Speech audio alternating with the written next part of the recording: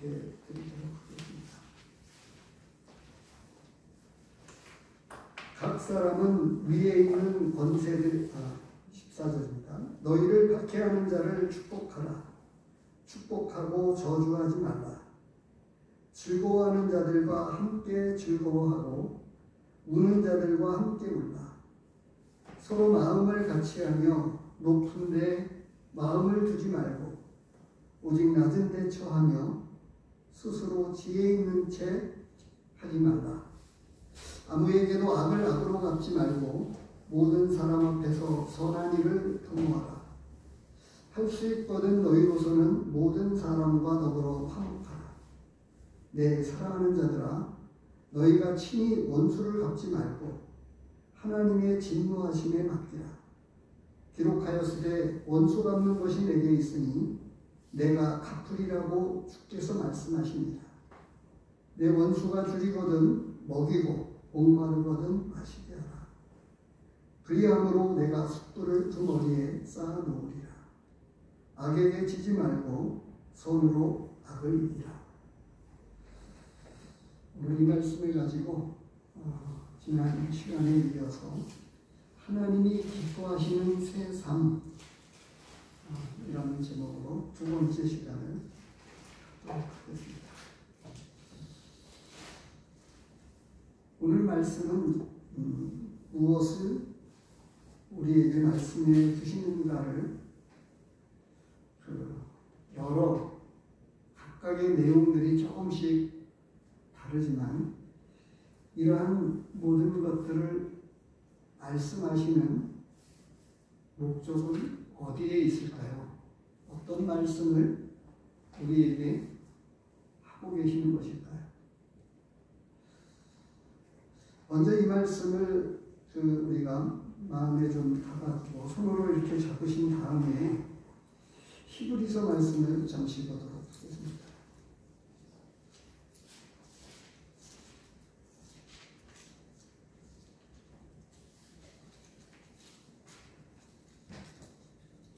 히브리서 4장입니다.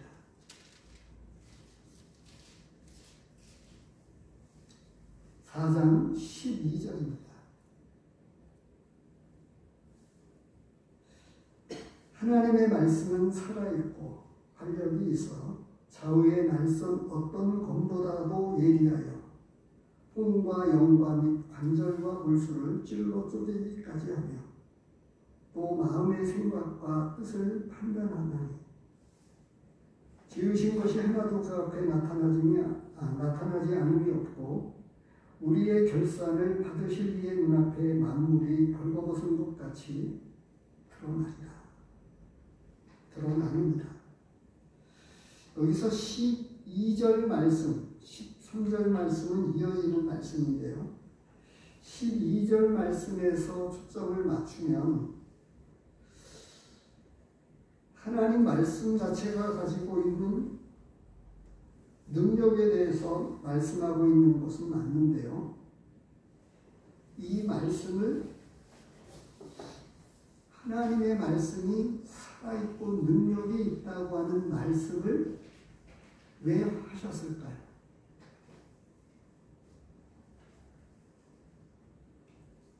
이와 같이 12절에 있는 말씀과 같이 이루어진다는 것을 믿으라는 것입니다. 확실히 믿고 행하라는 겁니다.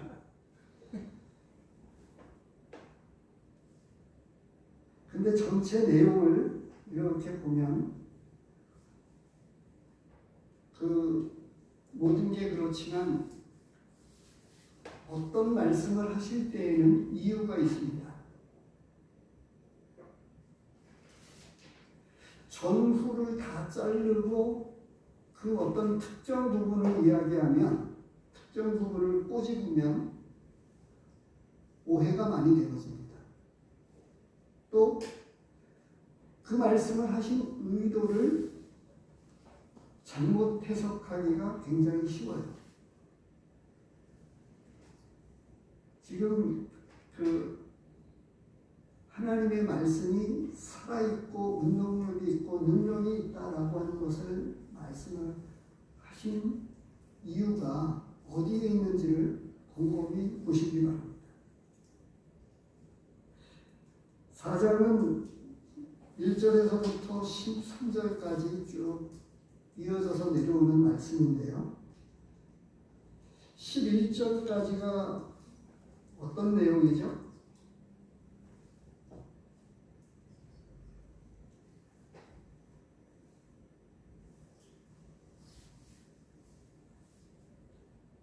안식에 들어가지 못한 이스라엘 백성들에 대해서 이야기하면서 믿은 바 성도들에게는 마음을 완고하게 하지 말아라. 이 말씀을 쭉 1절에서부터 해오고 있었어요.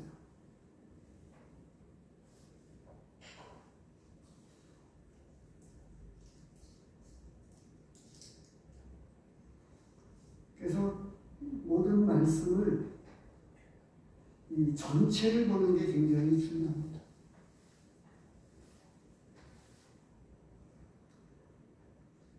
금오살에 대해서는 저는 사실 잘 모릅니다. 근데 금오살이 도립공원입니다. 경상북도 도립공원이에요.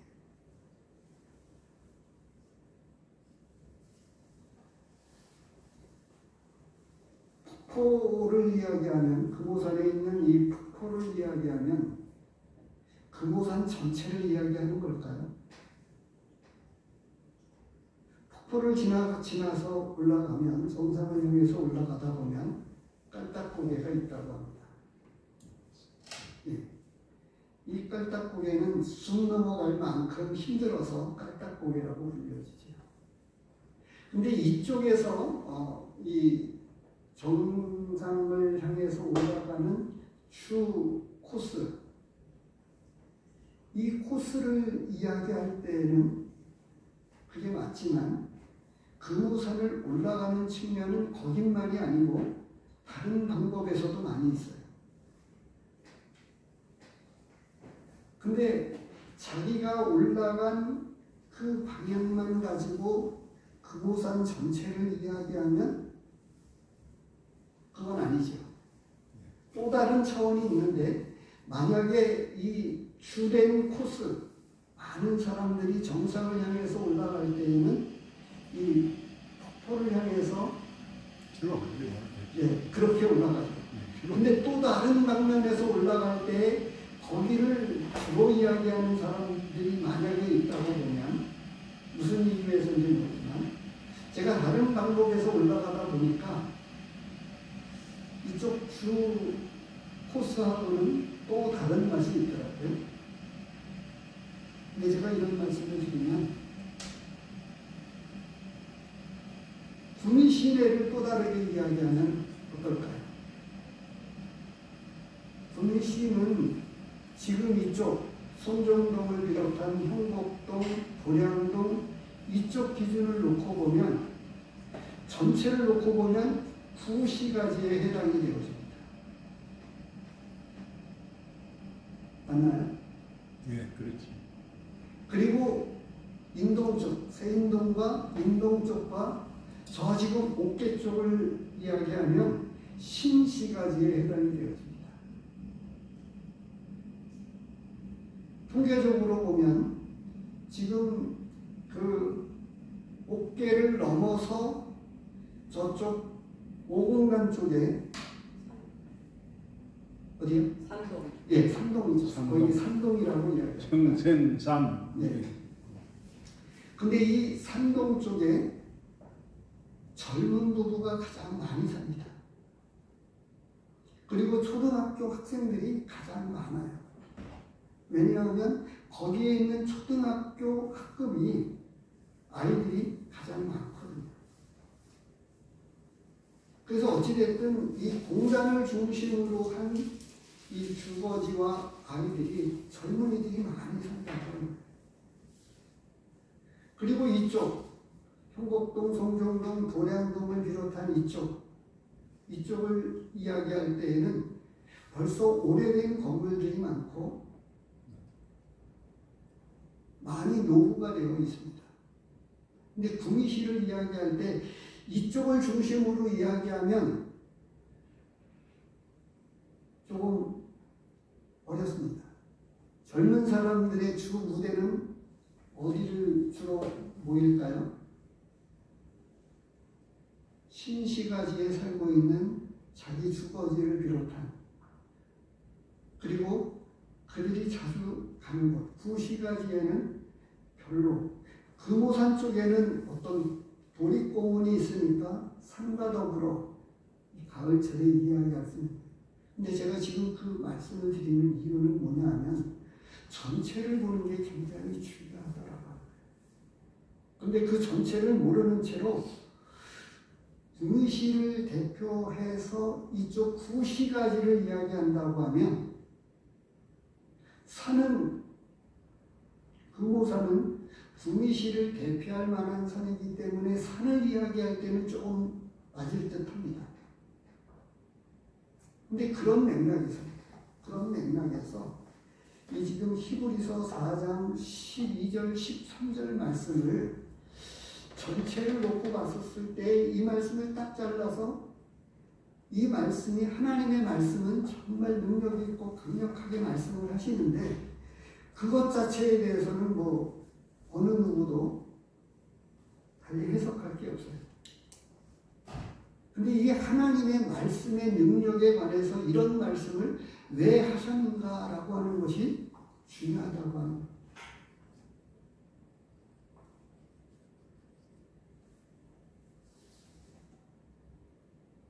제가 지금 히브리서 말씀과 연관지어져서 로마서 말씀을 이야기하기 위해서 조금 히브리서 말씀을 빗대어서 말씀을 드렸습니다. 로마서 12장에서 지금 14절에서부터 21절에 나오고 있는 각각의 말씀들은 이렇게 이걸 좁혀서 이야기한다면 성도들이 믿지 않는 사람들과의 관계에 대해서 초점을 맞추고 있어요. 믿지 않는 사람들과 어떤 관계를 맺고 살아가야 되느냐라고 하는 것들을 말씀하고 있다고 하는 거예요. 관계에 대한 말씀입니다. 그러면 이 14절에서부터 21절까지의 말씀을 가지고 무엇이 핵심 구절일까요?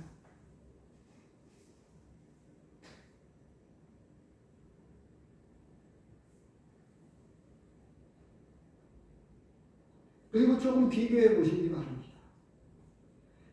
9절에서부터 13절 말씀과 14절에서부터 21절까지의 말씀이 어떻게 다를까요?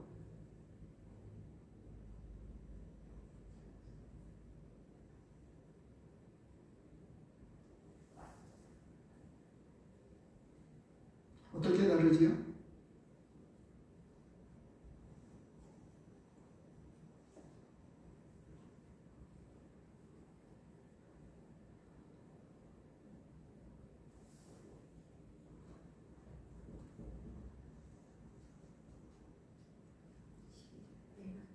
예? 내가 주님께 12절까지는 그러고 14절에서 20절부터는 이웃과 서로 이렇게 같이 잘 말씀을 해주셨는데 이걸 제가 이렇게 표현하겠습니다. 9절에서부터 13절 말씀 그리고 12장 1절에서부터 13절까지는 예배와 연관이 되어 있습니다.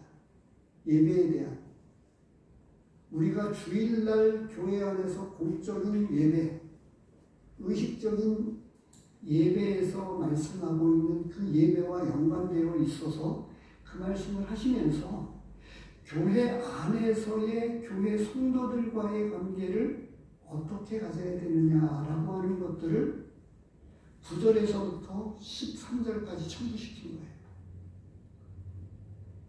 그 주된 메시지는 어디죠? 너희 몸을 산제사로 드려서 영적 예배를 드려야 된다 라고 말씀을 하고 있고 그 예배는 각각의 은사를 따라서 또 섬겨야 되는데 구약에 보면 성소 안에서 다양하게 이 제사장이 사용하는 그릇들을 씻어야 되고, 불도 지펴야 되고, 양이나 소나 이런 것들을 잡아야 되고, 다양한 일들이 있는데, 지금 그것에 대해서 3절에서부터 은사를 따라서 분량을 쫓아서 주님을 섬겨야 된다.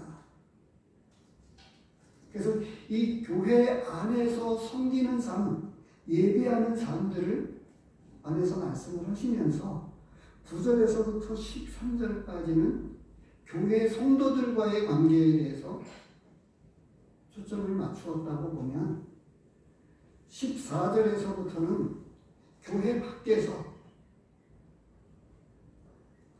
이웃들과 다른 사람들을 어떤 관계 속에서 우리가 살아가야 되느냐라고 하는 것입니다.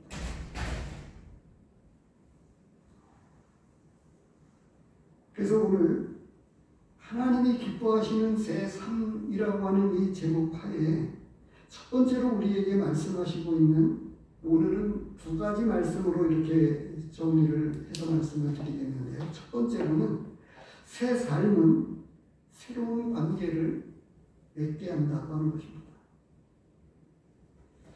자, 여기 시작에 앞서서 이 새 삶은 새로운 관계를 맺게 하는데 어떤 관계를 맺게 하느냐. 우선 그 시작을 고린도후서 5장 17절 말씀을 놓고 말씀을 드릴게요. 네, 히브리서 4장 말씀을 드리면 마음을 하나님의 말씀 앞에 마음을 완고하게 하지 말아라 라고 말씀을 하고 있는 거예요.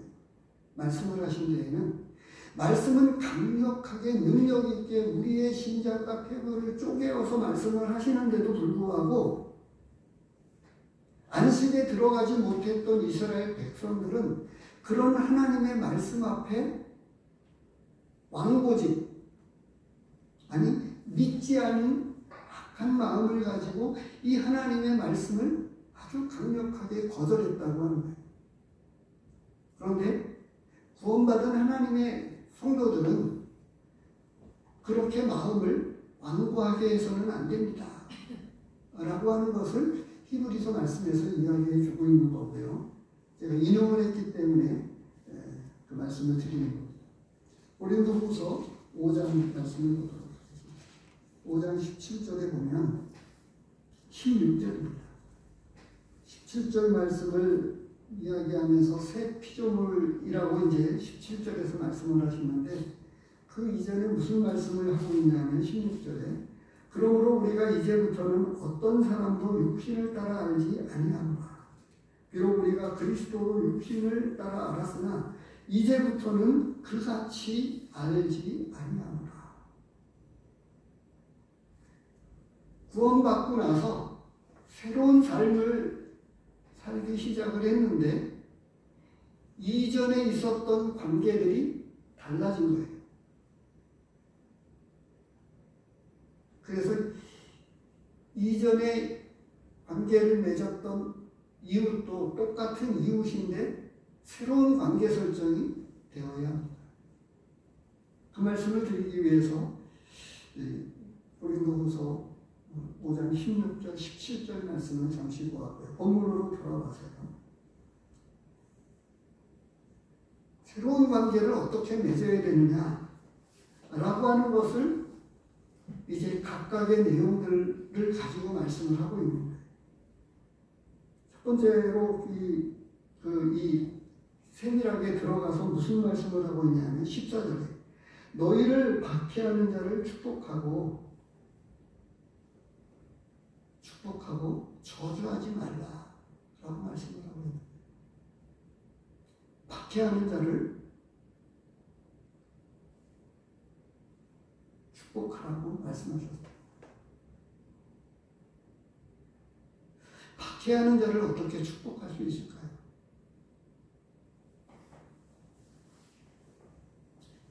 사람의 말로 인지상정이라고 이야기합니다. 그 사람이 나에게 좋게 해줘야 나도 좋은 마음을 갖고 좋게 대합니다. 근데 상대방이 미워하고 특별히 내 신앙에 대해서 박해를 하는데 어떻게 그 사람을 축복할 수 있을까요?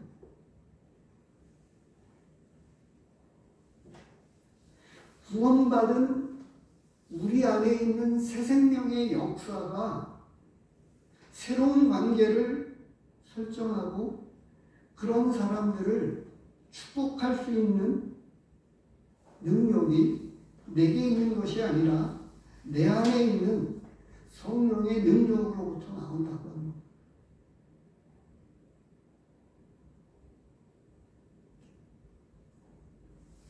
다음에 무엇을 이야기해 주세요? 즐거워하는 자들과 함께 즐거워하고 우는 자들과 함께 울라고 말씀을 하고 계십니다. 즐거운데 참여하는 것은 누구나 잘할 수 있어요. 그런데 우는 사람들과 같이 우는 거. 근데 여기서 중요한 건 뭐냐면 함께 하는 겁니다. 함께 한다고 하는 그 가운데에서는 같은 마음을 갖는 거예요.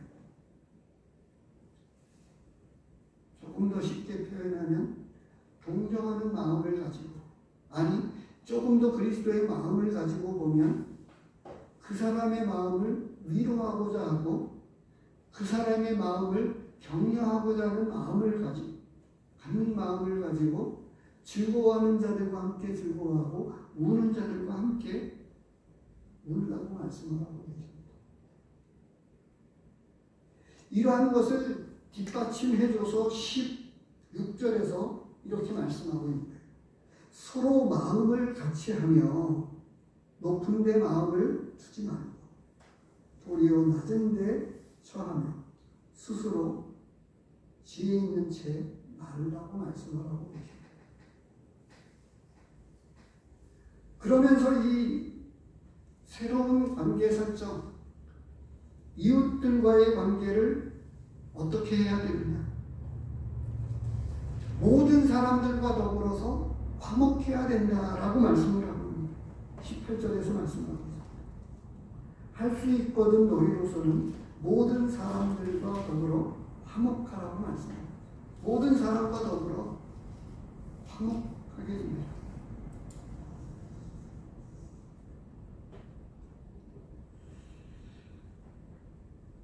정말 우리가 조금 더 아무런 문제가 없습니다만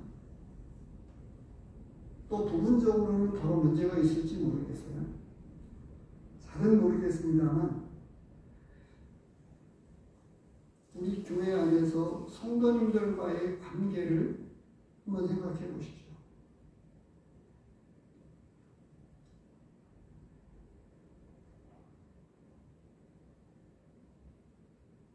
지금 저는 이제 아직 10년을 채 못 채웠는데 이제 딱 만 8년을 채우게 됩니다. 12월이 되면 만 8년을 꼬박 채우게 되는데요. 그런데 몇몇 새로 더해지신 분들에게서 조금 들었고 제가 보는 관점에서도 보면 적어도 20년, 30년 오래된 성도님들과의 관계인데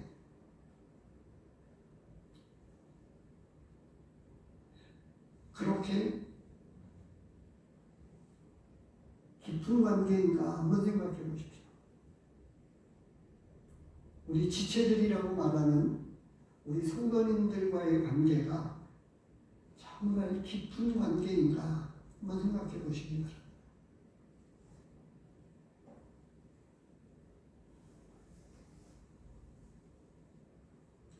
우리 사회는 지금 그런 사회로 바뀌었습니다.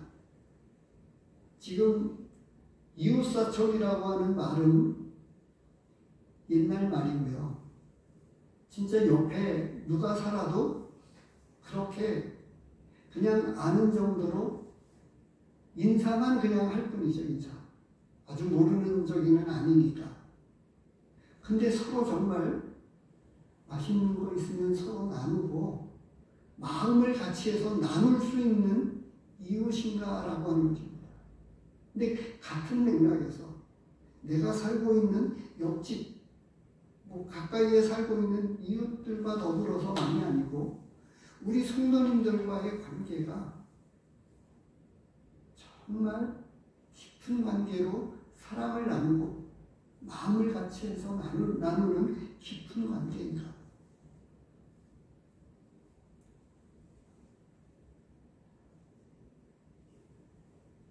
왜냐하면 사실은 9절에서부터 13절 말씀은 교회 성도들과의 관계를 주로 이야기하고 있어요. 어떻게 말씀하고 있죠?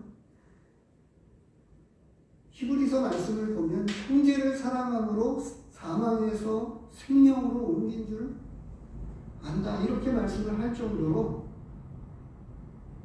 같이 구원받은 성도들을 뜨겁게 사랑하면서 함께 지체된 그 지체의식을 가지고 서로 깊은 관계를 맺고 있습니다. 그래서 그리스도의 사랑이 우리를 강권하시는도다 라고 말씀을 하신 이 일면에는 주님을 위해서 살게 할 뿐만 아니라 교회와 교회 안에 지체된 성도님들과의 아주 끈끈하고 뜨거운 관계를 발전시키면서 바로 9절 말씀에서 가장 깊은 이야기를 하죠. 사랑에는 거짓이 없나니 악을 미워하고 선에 속하라. 형제를 사랑하여 서로 우애하고 존경하기를 서로 먼저 하며 부지런하여 게으르지 말고 열심을 품고 주를 섬기라. 소망 중에 즐거워하며 환난 중에 참으며 기도에 항상 힘쓰며 하나님을 섬기는 그 신앙의 어떤 깊은 것들을 이야기하면서 10절과 13절이 연결되어지고 그러한 것들을 뒷받침해주고 있는 신앙의 기초, 이 베이스 부분을 이야기해주고 있는 게 11절, 12절입니다.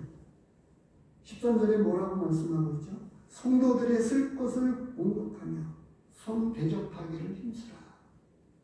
이렇게 말씀을 해주고 그래서 이 9절에서부터 13절 말씀은 교회 안에서 교회 성도님들과 함께 나누는 이 하나님을 함께 섬겨가면서 예배하면서 섬겨가는 그런 관계라고 하면 이제는 이웃을 향한 믿지 않는 사람들과의 관계 설정을 말씀을 하고 있습니다.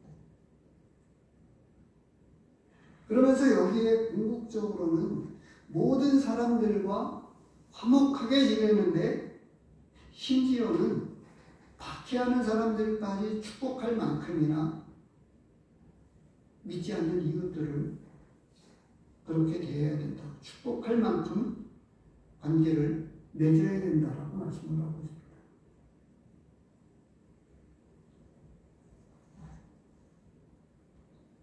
그래서 이 관계의 기초를 세 가지로 정리해서 제가 말씀을 드리면 이미 말씀하고 있는 것처럼 첫 번째로는 겸손하게 하고 마음을 같이 하는 거다 라고 말씀을 하고 있어요. 16절에서 말씀하고 있죠. 두 번째로는 17절에서 말씀을 하고 있는 겁니다. 아무에게도 악을 악으로 갚지 말고 모든 사람 앞에서 선한 일을 도모해라. 그 사람이 나를 악하게 대할지라도 우리는 선한 관계를 쫓아서 선한 일을 도모하면서 그 사람을 위해서 섬겨야 된다라고 말씀을 하고 있습니다. 또 다르게 이미 로마서 앞에 지난 시간에 말씀을 드렸던 부분인데요. 로마서 1장에 보면 우리는 더 나아가서 어떻게 해야 되느냐 하면 1장 14절입니다. 로마서 1장 14절.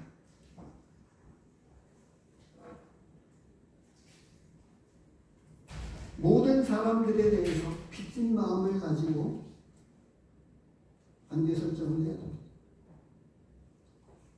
14절에 헬라인이나 야만인이나 지혜 있는 자나 어리석은 자에게 다 내가 빚진 자라.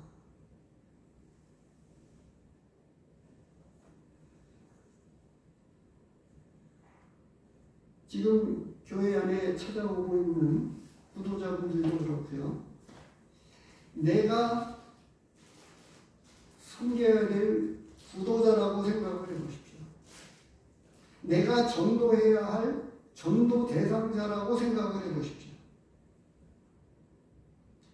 그 사람이 조금 부족하고 나에게 뭔가 그런 것들이 있어서 서운한 마음이 들지라도 내가 그 사람에 대해서 복음을 전해야 될 전도 대상자라고 생각을 하면 그런 것들을 뛰어넘어야 하는 것처럼 우리는 이웃들에 대해서 바로 이와 같은 이 관계의 기초에서 이 세 가지를 기억해야 됩니다. 다시 한번 말씀을 드리면 겸손하게 하며 마음을 같이 해야 된다. 두 번째로는 아무에게도 어떤 사람일지라도 악으로 악을 갚지 말고 선을 도모해라. 이렇게 말씀을 해주고 있고요. 세 번째로는 이미 복음을 나누기 시작하면서 사도 바울이 말씀했던 우리는 어떤 사람일지라도 빚진 마음을 가지고 복음을 전해야 할 대상으로 더해야 한다고. 두 번째로는 우리에게 무엇을 말씀해 주고 있냐면 새 삶은 새로운 삶의 목적을 찾게 한다고 하는 거예요. 어떤 면에서는 이 새로운 관계를 말씀하시는 것과 연결해서 말씀을 하고 있는데 이것을 저는 조금 각색해서 새로운 삶의 목적에 맞추어서 말씀을 드리려고 해요. 그렇지만 여전히 첫째 부분에서 이야기했던 새로운 관계를 맺는 부분에서도 여전히 연관성을 가지고 같이 보면 좋겠습니다.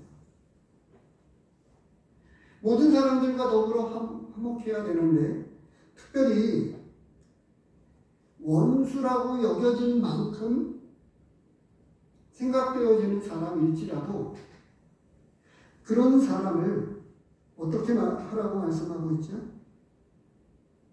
원수를 갚지 말고 하나님의 진노 앞에 맡기고 20절에 내 원수가 줄이거든 먹이고 목마르거든 마시게 하라 라고 말씀을 하고 있습니다. 근데 이와 같이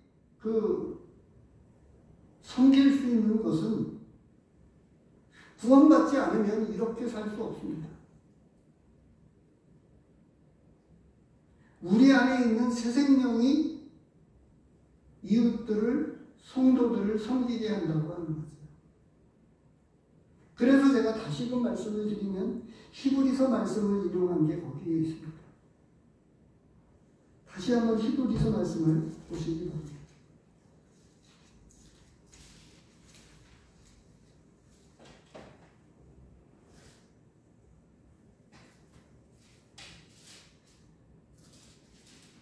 장 12절 12절 말씀을 보려고 하는 게 아니고요.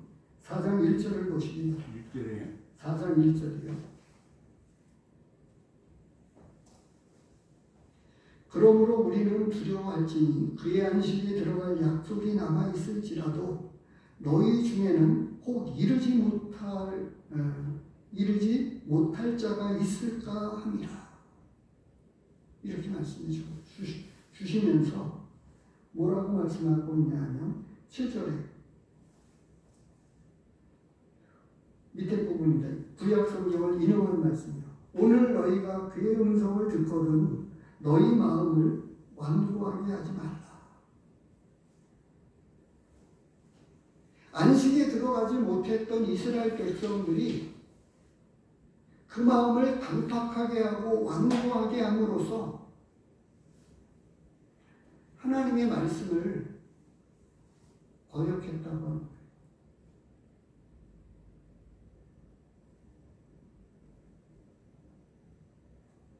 그러면서 11절에서 이렇게 말씀하고 있는 거예요. 그러므로 우리가 저 안식에 들어가기를 힘쓸지니 이는 누구든지 순종하지 아니하는 분에 빠지지 않게 하려 합니다.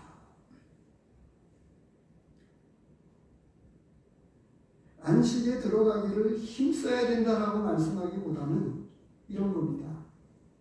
안식에 들어갈 이 확실한 약속을 우리는 가지고 있는 사람입니다. 우리 안에 계신 이 성령님의 이런 인도하심과 말씀 앞에 순종해야 된다라고 하는 것을 말씀하고 있는 거죠. 근데 이스라엘 백성들이 그러했습니다. 로마서 앞에 부분에서 다 다루었습니다만 무슨 말씀을 하고 있냐 하면 이스라엘 백성들이 전부 다 진짜 이스라엘 백성이 아니다. 하나님의 백성이 아니다. 남은 자만 진짜 하나님의 백성이다. 이렇게 말씀을 해 주셨습니다. 그 말씀을 먼저 보고 이어서 말씀을 드릴게요. 로마서 9장입니다. 9장 27절입니다.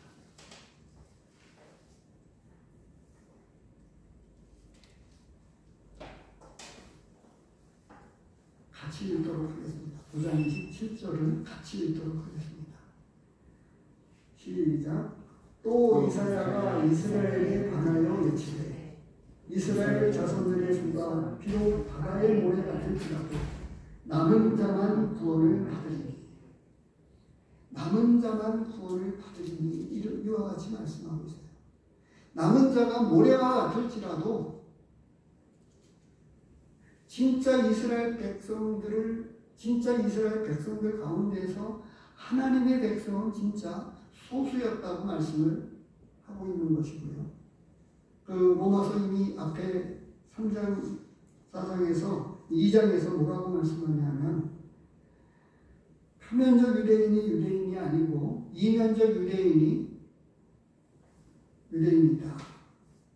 이렇게 말씀하고 있습니다. 그러면서 뭐라고 말씀하냐면 표면적 육신의 할례가 아니라 오직 이면적 유대인이 유대인이며 할례는 마음의 할지. 이스라엘의 이 편은 할례 받는 것에 있었습니다. 이 할례는 오늘날 우리 교회 안에서 이루어지는 침례와 같은 의미입니다. 침례를 받음으로 인해서 교회의 성도를 영접하지요. 그런데 진짜는 마음의 침례, 예수 그리스도로 인해서 함께 십자가에 같이 죽고 주님이 부활하신 그 몸으로 다시 3일 만에 부활하셨던 것과 같이 진짜 예수님 안에서 새롭게 태어난 게 진짜라고 하는 거죠. 그것을 상징적으로 나타내는 것이 침례입니다. 그런데 이 히브리서 말씀에서 이스라엘 백성들이 그 안식에 들어가지 못했다고 말씀하는 거예요. 믿음이 없어서 안식에 들어가지 못했다고 말씀을 하시면서 하나님의 말씀을 그들은 그렇게 들으면서도 믿음을 파악하지 못했습니다. 히브리서 말씀을 쭉 저기한 게 아니었기 때문에 그냥 말씀만, 본문만 제가 매일 아침 올려드리고 있는데요. 이미 말씀을 보면 무엇이냐면 그들이 믿음을 파악하지 않았습니다. 그래서 그들은 히브리서 그냥 4장 말씀만 가지고 말씀을 드리면 그런 가운데서 진짜 믿음의 성도들은 진짜 마음 가운데 믿지 못했던 그들처럼 완고하게 해서 하나님의 말씀을 번역하면 안 된다고 말씀을 하고 있는 거죠. 그러면서 이제 12절 말씀을 말씀하고 있습니다. 하나님의 말씀은 살아있고 그리고 결론적으로 가서 13절 말씀을 하고 있는 거예요. 우리의 결산을 받으실 이의 눈앞에 만물이 벌거벗은 것 같이 드러나리라. 어떻게 이 말씀 앞에서 우리가 하나님 말씀 앞에서 어떻게 했는지 진짜 드러나게 될 것이다. 그리고 이 말씀 앞에 책임을 갖고 순종했던 사람들은 상급을 받게 될 것이고, 이렇게 말씀을 하고 있는 거예요. 다시금 본문으로 돌아와서 말씀을 드리면, 이제 이 새로운 삶의 목적을 이렇게 말씀을 드리는 데에는 지금 이 14절에서 말씀을 했던 박해하는 자들과 원수들에 관한 말씀입니다. 여기서 이들에게 어떻게 주님 앞에 맡기고 이들을 줄이거든 먹이고 목마를 때 마시우게 할 수 있느냐 라고 하는 것들을 생각하게 될 때에, 우리는 아까 제가 이 관계의 기초에 관해서 빚진 마음을 안고 악을 악으로 갚지 않고 선을 도모하는 것, 이런 기초를 말씀을 드렸는데, 이렇게 살아가게 되는 주된 이 목적이 어디에 있냐 하면, 우리는 거룩한 삶의 초점에 맞춰줘야 된다라고 하는 것을 말씀을 드립니다. 그런 말씀을 몇 구절 찾아보겠습니다.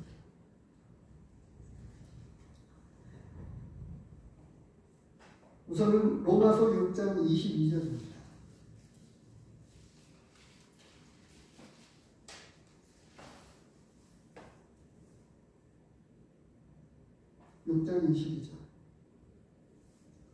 그러나 이제는 너희가 죄로부터 해방되고 하나님께 종이 되어 거룩함에 이르는 열매를 맺었으니 그 마지막은 영생이라. 거룩한 사람들이 결론적으로 얻게 되는 열매는, 거룩함의 열매가 영생이라고 말씀해 주고 있어요. 그리고 12장 1절에서 뭐라고 말씀하냐면, 이미 다루었던 말씀인데요. 거룩한 산재물, 12장 1절에 말씀하고 있죠. 하나님이 기뻐하시는 거룩한 산재물, 거룩한 재물을 원하고 계시는 것을 말씀을 하고 있고요. 하나님이 얼만큼 이 거룩한 것에 대해서 말씀해 주고 있느냐라고 하는 것입니다. 그래서 상대적으로 반응하는 게 아니고, 우리의 초점이 여전히 거룩한 삶에 초점을 맞추어서 박해하는 자를 축복하고 원수를 사랑하고, 그래서 다만 불쌍히 여기는 그런 정도가 아니라, 우리는 그것 이상을 뛰어넘어서 거룩한 삶을 살아가는 한 측면이라고 제가 말씀을 드리는 것입니다. 고린도전서 3장 17절 말씀을 보십니다.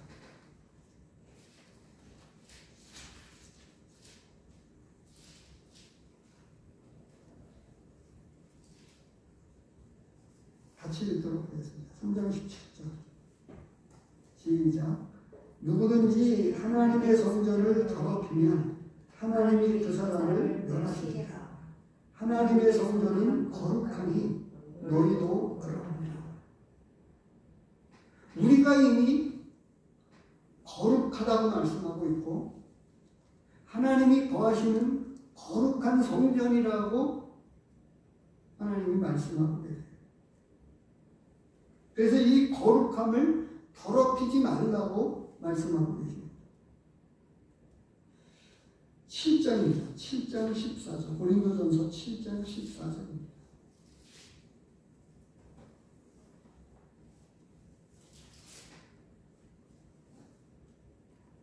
(14절) 말씀을 제가 각색해서 이렇게 표현을 해서 말씀을 드리면 이런 거예요.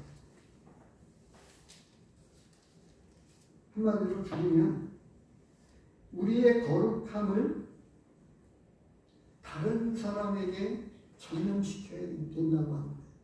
14절 말씀이 어떻게 되어 있죠? 말씀을 드리면 믿지 아니하는 남편이 아내로 말미암아 거룩하게 되고 믿지 아니하는 아내가 남편으로 말미암아 거룩하게 되나니 그렇지 아니하면 너희 자녀도 깨끗하지 못하니라. 그러나 이제 거룩하니라.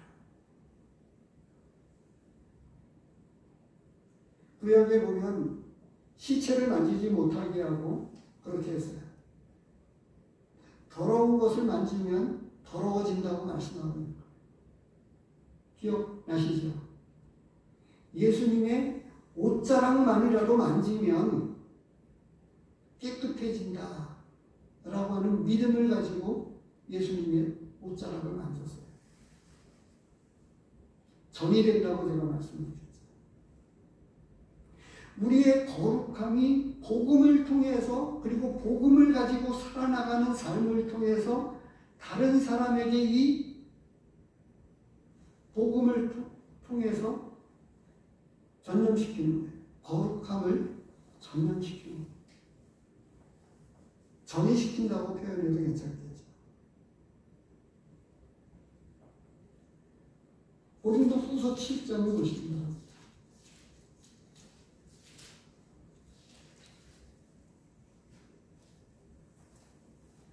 7장 1절. 고린도후서 7장 1절입니다. 같이 읽도록 하겠습니다. 시작. 그런즉 사랑하는 자들아, 이 약속을 가진 우리는 하나님을 두려워하는 가운데서 거룩함을 온전히 이루고 육과 영의 온갖 더러운 것에서 자신을 깨끗하게 하자. 뭐라고 말씀하고 계세요? 하나님을 두려워하는 가운데서 거룩함을 온전히 이루어야 된다라고 말씀을 하고 계세요. 그 거룩함을 이루는 측면을 지금 로마서 12장에서 각각의 어떤 부분을 터치하고 있는 거예요. 조목조목 말씀을 하고 계시는 거죠.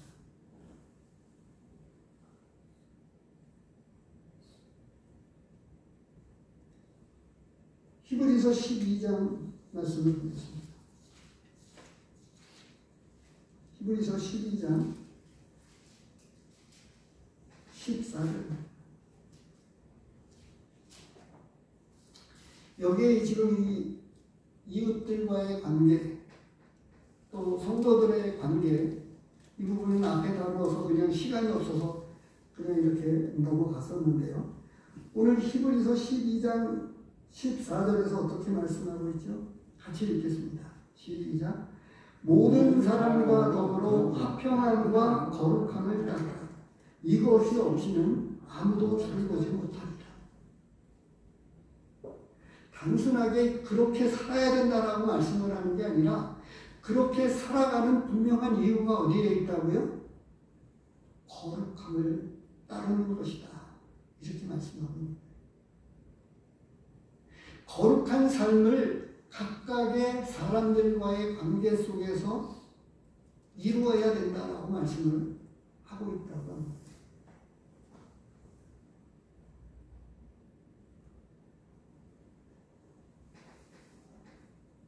같은 비슷한 말씀을 한 군데 더 보겠습니다. 베드로전서입니다. 4장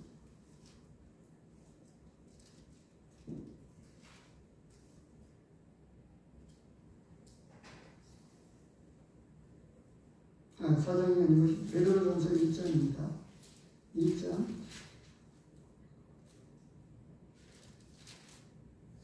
15절 16절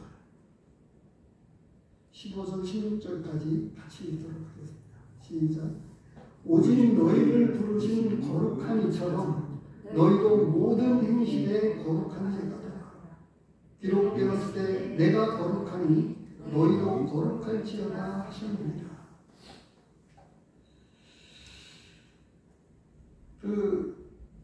다른 말씀들을 쭉 더 찾아보고 싶은데 시간이 많지 않아서 줄였습니다. 그 에베소서 4장, 골로새서 3장, 데살로니가전서 4장, 디모데전서 4장 이런 곳에 이 거룩함에 대해서 말씀하고 있습니다. 그래서 이 어떤 책에는 하나님의 명령, 거룩함에 대한 명령이라고 하는 제목으로 이 말씀을 풀어서 책을 펴낸 책이 있습니다. 거룩함을 이루라. 이게 우리 그리스도인들이 쫓아야 될 하나님의 명령입니다. 베드로전서 1장에서 우리에게 분명하게 말씀을 해주시고 있죠. 거룩함을 하나님이 원하고 계시는 거예요. 그래서 이 이웃과의 이 관계, 새 삶의 새로운 목적을 찾게 되는데 거룩함을 이루는 각각의 과정에서 사람들, 이웃들과의 관계 가운데서 이 거룩함의 목적을 가지고 사람들과의 관계를 보아야 된다고 하는 거예요. 더 깊은 기초죠. 그래서 이 전체적인 맥락에서 오늘 말씀은 제가 그냥 말씀을 드리면 이렇게 되어집니다. 본문으로 돌아오면 17절 말씀과 21절입니다. 이게 오늘 14절에서 21절에서 말씀하고 있는 거를 결론적으로 21절과 17절은 같은 말씀이기도 한데요. 조금 다르게 표현이 되어 있습니다만 선으로 악을 이겨야 되는 이유가 우리는 거룩함을 이루기 위한 근본적인 목적을 가지고 있기 때문에 사람들과의 관계 속에서 그들이 나를 미워하고 박해하고 또 우리가 생각할 때 원수로 여길 만큼의 대상자이기도 한데 내가 직접 손을 쓰지 않고 하나님 앞에 맡기면서 그래서 다시 말씀을 드리면 우리의 새 삶은 새로운 관계를 맺게 합니다. 그 새로운 관계는 이웃에 대해서 각각의 과정에서 우는 사람들과 묻고 새로운 관계 설정을 해야 된다고 하는 거예요. 그리고는 새로운 삶의 목적을 찾아서 우리는 거룩함을 이루기 위한 방편에서 이웃들과의 관계에서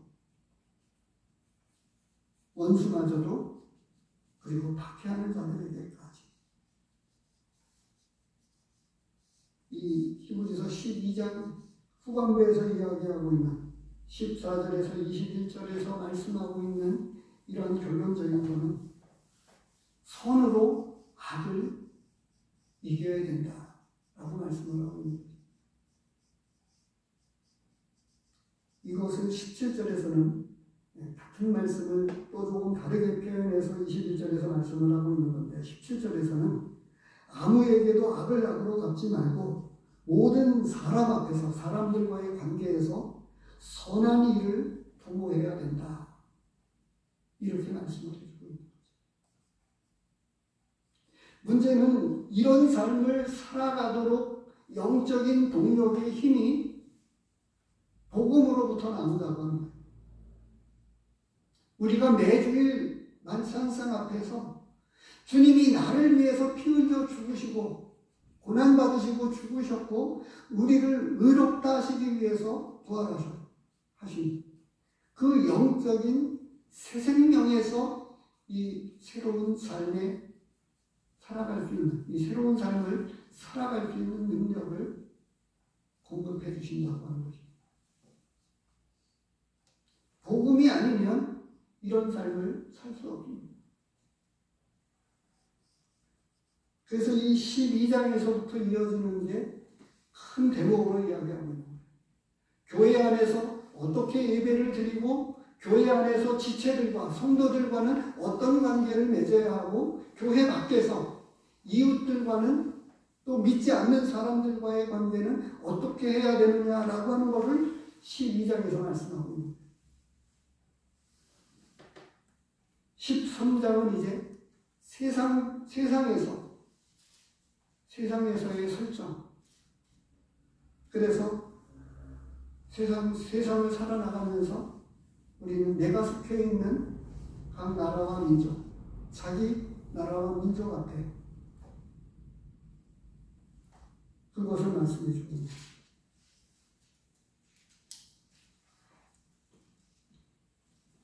모쪼록 우리 모두가 이러한 거룩함을 추구하고 거룩한 삶을 살기 위한 이런 저기를 가지고 조금 우리 교회 안의 성도들과 깊은 관계를 맺어나가는 일에 조금 더 깊어질 수 있기를 바라고요. 그리고 우리 믿지 않는 사람들과 이웃들에게도 복음의 빚진 마음을 가지고 그리고 겸손하게 마음을 같이해서 선을 도모하는 이런 관계를 가지고 우리에게 하나님께서 붙여주신 사람들로 보면서 그러한 사람들을 그리스도에게로 이끄는 우리 모두가 되기를 원합니다. 한 가지 숙제로 이런 말씀을 드리겠습니다. 음식에 대한 이야기를 하면서 우상숭배 우상의 제물에 대해서 이야기하면서 이런 말씀을 하셨죠. 기도와 말씀으로 거룩하여진다. 이렇게 말씀하신 말씀을 기억해 보십니다. 그 말씀이 무엇인가를 무슨 말씀을 하고 있는 것인지를 생각해 보면 좋겠습니다. 기도하겠습니다. 하나님 아버지 감사합니다. 이렇게 못나고 부족한 저희를 하나님이 창세전에 택하시고 부르셔서 이 구원 얻는 믿음을 주시고 거룩한 사람으로 삼아주신 것 감사합니다. 오늘 말씀하신 대로 우리 이웃들과의 관계를 새로운 관계로 하나님 말씀 앞에서 설정하고 이웃들을 섬겨갈 수 있도록 도와주시기를 원합니다. 원수마저도 사랑하고 박해하는 사람들까지도 축복하는 저희들 되게 해 주시옵소서. 아버지 하나님, 특별히 교회 안에 연약한 성도들을 붙들어 주시기를 원합니다. 이제 그리고 하나님의 은혜 가운데에 교회에 출석할 수 있기까지 우리 최종석 형제님 도와주신 것 감사를 드립니다. 그러나 인지하는 부분에까지 아버지 하나님의 능력으로 고치시고 만져주셔서 회복되어지도록 도우시고 또 박명순 자매님 기억해 주셔서 지난주